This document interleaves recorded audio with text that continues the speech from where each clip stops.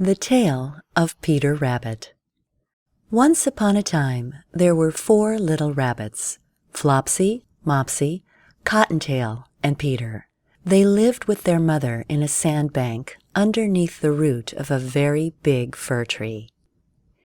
"Now, my dears," said old Mrs. Rabbit one morning, "you may go into the fields or down the lane, but don't go into Mr. McGregor's garden. Your father had an accident there. He was put in a pie by Mrs. McGregor. Now run along, and don't get into mischief. I am going out." Then old Mrs. Rabbit took a basket and her umbrella, and off she went to the baker.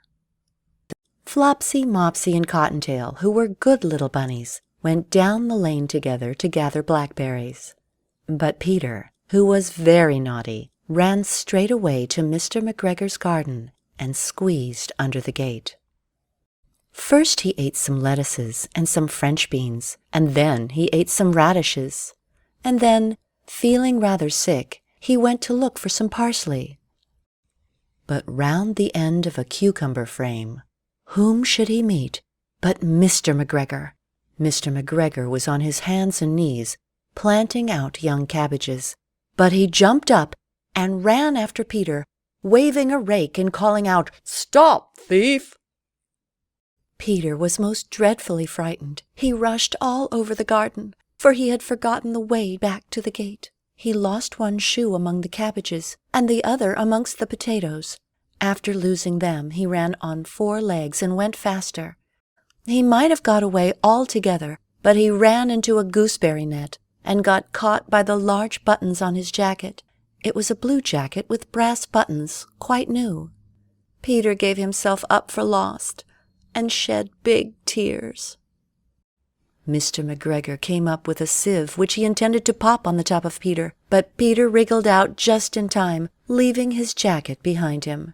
He rushed into the tool shed and jumped into a can. It would have been a beautiful thing to hide in if it had not had so much water in it.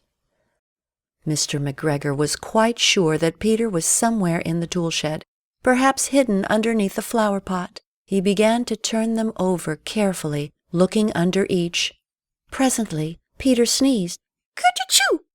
Mr. McGregor was after him in no time, and tried to put his foot upon Peter, who jumped out of a window, upsetting 3 plants. Peter sat down to rest. He was out of breath and trembling with fright, and he had not the least idea which way to go. Also, he was very damp with sitting in that can. After a time, he began to wander about, going lippity-lippity, not very fast, and looking all around. He found a door in the wall, but it was locked, and there was no room for a fat little rabbit to squeeze underneath. An old mouse was running in and out over the stone doorstep, carrying peas and beans to her family in the wood. Peter asked her the way to the gate, but she had such a large pea in her mouth she could not answer. She only shook her head at him. Peter began to cry. Then he tried to find his way straight across the garden, but he became more and more puzzled. Presently, he came to a pond where Mr. McGregor filled his water cans. A white cat was staring at some goldfish. She sat very, very still, but now and then the tip of her tail twitched as if it were alive. Peter thought it best to go away without speaking to her. He had heard about cats from his cousin little Benjamin Bunny. He went back towards the tool shed, but suddenly, quite close to him, he heard the noise of a scritch, scratch, scratch, scritch.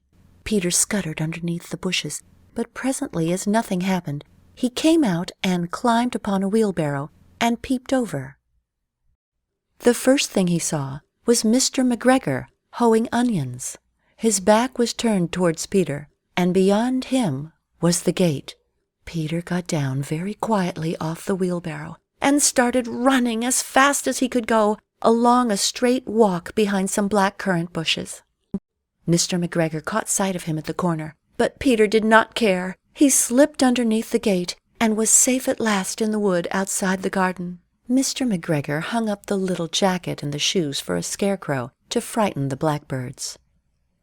Peter never stopped running, or looked behind him till he got home to the big fir tree.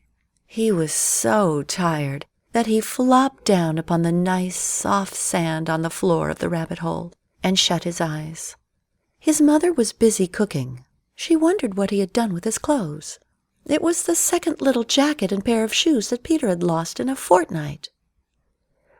Peter was not very well during the evening. His mother put him to bed and made some chamomile tea, and she gave a dose of it to Peter. But Flopsy, Mopsy, and Cottontail had bread and milk and blackberries for supper. The end.